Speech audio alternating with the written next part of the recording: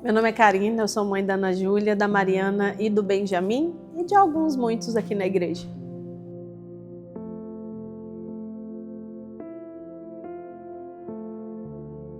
Eu sempre quis ser mãe, né? A maternidade sempre foi um sonho, um desejo. Eu sempre quis e quis ser mãe de muitos, né? Eu, quando era mais nova, queria muitos filhos. Acabou que o Senhor me deu 2 que eu gerei, mais o Benjamin que veio depois. Mas pastorear nunca foi algo que eu sonhei, nunca quis, porque na verdade acho que eu nem sabia bem o que era, né? Eu acredito que eu aprendi a amar o pastoreio por ter perto de mim pessoas que eu amo e que eu quero cuidar. Então, sim, o instinto materno dentro do pastoreio na minha vida é muito grande. Bom, é até engraçado para mim falar isso, porque eu me sinto irmã do povo, não mãe, né? E não tem nada a ver com idade ou com isso, é porque o sentimento que eu tenho é disso, né? De igual para igual. Mas aí eu percebo que isso é muito forte na minha vida pelo olhar de cuidado, né? Eu reparo muito nas coisas. E aí, mãe tem isso, né? De olhar com cuidado, de olhar com zelo. E mãe também tem de brigar, né? E eu sou, acho que a maior brigona dessa igreja no sentido de estar sempre corrigindo. As minhas ministrações, as palavras, são sempre de correção. E aí eu acredito que no cuidado e na correção, esse espírito materno aflora demais no ministério, né? Eu diria que a sensação que talvez mais se aproxime disso seja a beleza de ver Deus transformar alguém com a sua ajuda.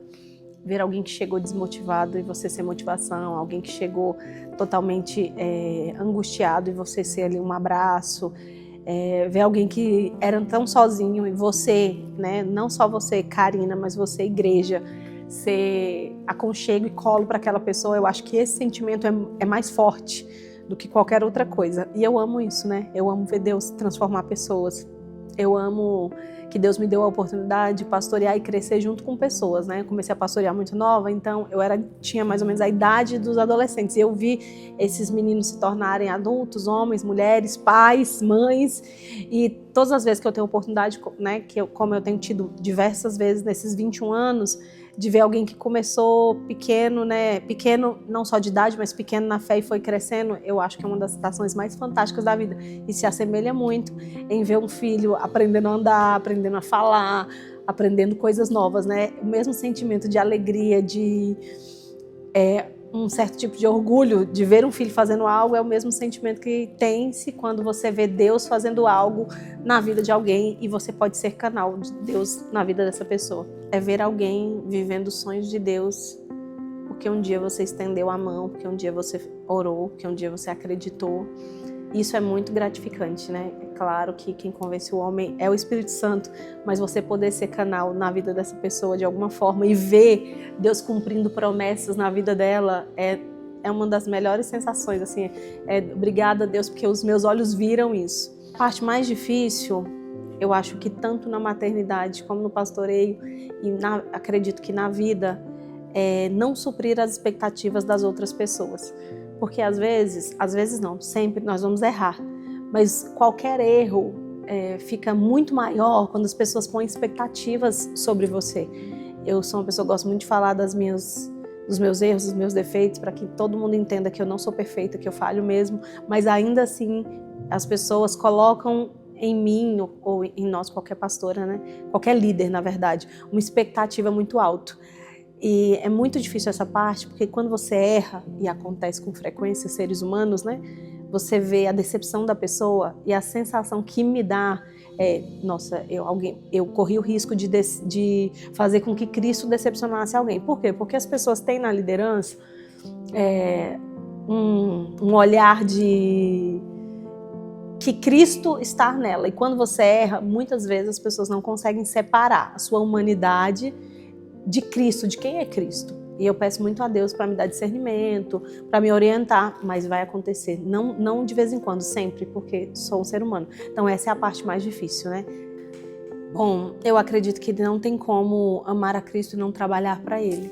E a minha maior convicção, a minha maior fé é que Ele existe, que Ele é bom, que Ele veio e em breve voltará.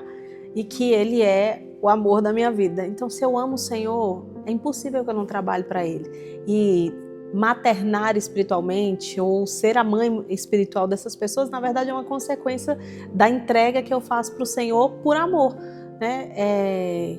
Como que isso molda, como a minha fé molda isso? Sabendo que eu preciso entregar para o Senhor o meu melhor, mas o Senhor não precisa de nada de mim. Então a igreja do Senhor que recebe tudo aquilo que eu tiver para entregar, que eu sei, é muito pouco, porque o Senhor merecia muito mais de mim, mas é isso que eu faço. Bom, como não deixar que o cuidado com a igreja interfira na minha maternidade? Eu já falei e volto a repetir, eu acho que as coisas não se separam na vida de quem caminha com Deus. Claro que muitas vezes, a igreja, né, assuntos, situações estão dentro da minha casa, vão para a mesa do jantar e tudo isso, mas eu procuro, nesses momentos, fazer com que aquilo seja um aprendizado. Eu acredito que a postura que os meus filhos têm hoje vem muito do que eles viram acontecer e entenderam que aquilo não era propício ou que aquilo era propício para a vida deles, né? Com os meus filhos eu tenho a obrigação bíblica, acredito eu, e moral de pegar na mão deles e dizer: esse aqui é o caminho, de coisas muito importantes e de coisas triviais. Na igreja, vou dar um exemplo para você entender. Na igreja, eu viro para uma adolescente e digo para ela: essa roupa não é adequada, eu acho que você devia tentar essa situação. Na minha casa eu digo: essa roupa não é adequada, você não vai usar, essa aqui é a opção. Acho que tem esse tipo de diferença, né? E muitas vezes, o pastoreio meio que sobressaiu a maternidade, porque naquele momento a igreja precisava mais, como a maternidade também ofuscou o pastoreio, porque os filhos precisavam mais. E a vida é assim, a gente vai equilibrando pratinhos, dando prioridade ao que precisa e resolvendo e vivendo aquilo que a demanda daquele dia. A Bíblia diz que tem cada dia o seu mal e cada dia pede uma postura diferente. Tem dias que os seus filhos estão ótimos e eles vão te acompanhar na obra de Deus. Tem dia que eles não estão bem e você precisa estar em casa para cuidar deles. Então cada dia vai demandando suas coisas. Eu acho que não tem manual, eu não sei, acredito que não tenha certo e errado nem nisso, nem nada que envolva a maternidade, porque todo mundo é mãe de primeira viagem a vida inteira. Eu tenho 3 filhos e eu ainda sou mãe de primeira viagem, porque é a primeira vez que eu tenho uma filha de 19 anos, é a primeira vez que eu tenho uma filha na faculdade, é a primeira vez que eu tenho uma filha, né, que dirige. Todas as primeiras vezes vão acontecer na vida de uma pessoa que é mãe, independente de quantos. Então, não tem certo e errado. O que você precisa fazer é deixar a palavra de Deus ser o seu guia, e ela não pode ser ferida. A palavra de Deus não pode ser ferida, mas as falhas vão vir, vão acontecer e vai ser natural. Então, no meio disso, é só pedir: Espírito Santo, me orienta e me faz ter a melhor postura para que os meus filhos, que são os meus primeiros e maiores discípulos, estejam no centro da tua vontade, guardados, protegidos e orientados, e me faz com que eu seja para a tua igreja, que é a tua noiva, que o Senhor ama, que é preciosa, esteja guardada e cuidada pelas atitudes que eu tenho, né? Mas tem uma coisa que eu uso na minha vida, não só a respeito da igreja, mas dos meus filhos, é que antes de serem meus filhos, meus liderados, antes de serem meus, eles são do Senhor. E então, crendo nesse cuidado, as coisas ficam muito mais leves. Tem uma coisa importante a respeito de falar para mim, Karina, a respeito de maternidade e pastoreio, é que eu não passo na frente de Deus, sabe? Então, tem dias que o Senhor vai me dizer: vai lá, e tem dias que você vai dizer: espera. E eu não passo na frente de Deus, porque antes de mim tem Ele, e Ele cuida muito melhor do que eu. Eu acho que a experiência, uma das, né, que são infinitas, que mais me fez ter essa sensação de maternidade, aliás, tem 2 que eu acho que são muito fortes. A primeira foi quando nós casamos uma jovem que estava conosco, que está até hoje, né, há muitos anos. Eu me lembro que nas semanas que antecederam o casamento dela, assim, a minha sensação era de uma mãe que estava casando uma filha, de uma mãe que estava preparando o casamento de uma filha. A cada detalhe, a cada coisa compartilhada, era essa sensação que eu tinha, sabe? Então, assim, ver a felicidade desta pessoa e ficar feliz com ela e glorificar a Deus com ela pela santidade que ela escolheu ter, pelos milagres que eu vi Deus realizar no casamento dela, por tudo isso, me deu essa sensação de maternar. E até hoje, né? Ela tem filha, eu acho que eu sou vó da menina. E a segunda foi acompanhar uma ovelha ao hospital. e estar com ela durante o tempo em que ela estava ali para ter bebê. Porque eu acho que é só mãe que faz essas coisas, né? Fica feliz no preparativo do casamento da filha e estaria ali no hospital com ela. Naquele momento que é tão importante. Mas tem muitos outros, né? Ver alguém começar a andar na fé. A primeira vez que eu vi um dos meninos pregar. A primeira vez que eu reuni eles, assim, e eles oraram sozinhos. Ai, são muitas e muitas experiências, assim, que eu vi o Senhor fazer, vi o Senhor realizar na vida das pessoas em volta. E me deu essa sensação, assim, de maternar aquela pessoa. Eu tenho na minha vida muitas mulheres de Deus, graças a Deus, obrigada Jesus, que me inspiram muito, né? Algumas têm ensinamentos na minha vida, assim, gigantesco. Muitas que já passaram, outras que estão, e eu sei que outras que Deus ainda vai colocar. Então, assim, se eu dissesse, tem uma pessoa que eu acredito ser minha mãe na fé, acho que é a minha mãe, porque a minha mãe nunca subiu um altar para pregar, mas eu vi ela muitas vezes orar pelos bancos da igreja enquanto limpava a igreja. E quando eu pensava em obra de Deus, né, eu imaginava que eu seria essa pessoa que estaria limpando os bancos da igreja enquanto orava pelas pessoas, porque era isso que eu almejava, né? Eu brinco que a zeladoria e a cantina da igreja são os melhores lugares, porque tem muita comunhão e é o único lugar que as pessoas são totalmente invisibilizadas e ainda assim continuam servindo com um sorriso no rosto. Então eu acredito que a minha mãe, porque ela não foi a pessoa que pregou, ela não foi a pessoa que esteve à frente de muitos congressos, mas eu ouvi muitas vezes minha mãe aconselhando pessoas na minha casa, minha mãe orando por bancos vazios, né? Minha mãe de joelho orando porque precisava que Deus fizesse algo. Então se eu tivesse que dizer alguém que me inspira, minha mãe, né? Porque mesmo não tendo o conhecimento tão grande, ela tinha uma fé e um comportamento que me inspiravam e inspiram até hoje. Eu acho que, na verdade, todos nós somos escolhidos em momentos inesperados, né? Quando alguém me pergunta o que eu diria para uma pessoa que está começando a pastorear agora, eu vou dizer o que eu diria para a Karina, de 17 anos, que assumiu uma igreja sem saber muito bem o que fazer. Confia no Senhor. Com Deus não tem como dar errado. Não siga seu coração, ele é enganoso. Tente pôr em prática a palavra de Deus.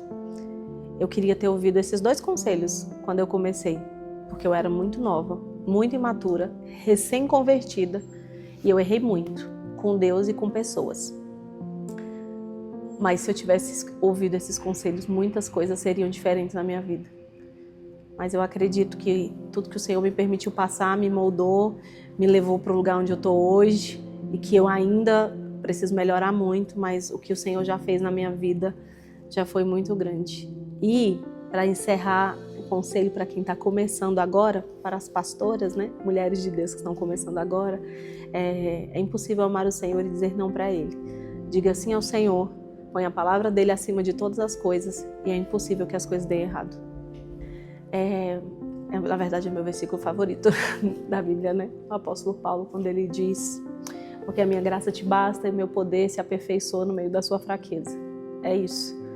Eu vi e vejo Deus agir de uma maneira ainda maior quando não sou eu que estou direcionando todas as coisas.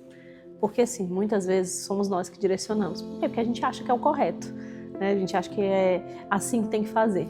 E eu amo esse versículo porque ele me sustenta muito. Karina, quando você não conseguir, né? E muitas vezes, a maioria das vezes eu não consigo, sempre é ele. Quando você não conseguir, quando você se sentir incapaz, quando você achar que não consegue, lembre-se que nas suas fraquezas, a manifestação do poder de Deus é infinitamente maior. E a manifestação do poder de Deus não se compara nem de longe a nada que eu possa fazer ou proporcionar. Então, esse versículo que me sustenta não só no pastoreio, na vida, né? Cada dificuldade, cada fraqueza minha tem um poder de Deus para ser revelado, tem um mais de Deus para ser manifestado.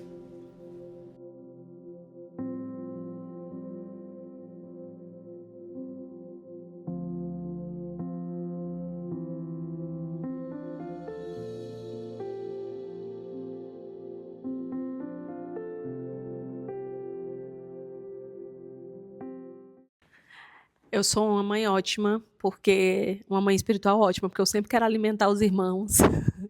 Eu acho que toda mãe acha que as pessoas passam fome, né? Eu sou essa mãe. E eu só brigo por amor. Ah, eu sou uma mãe legalzinha, gente. Gente, estou falando nesse microfone porque meu sonho era gravar um vídeo segurando nesse microfone assim, acho muito legal. Só querem colocar aqui, como é que eu não posso segurar assim?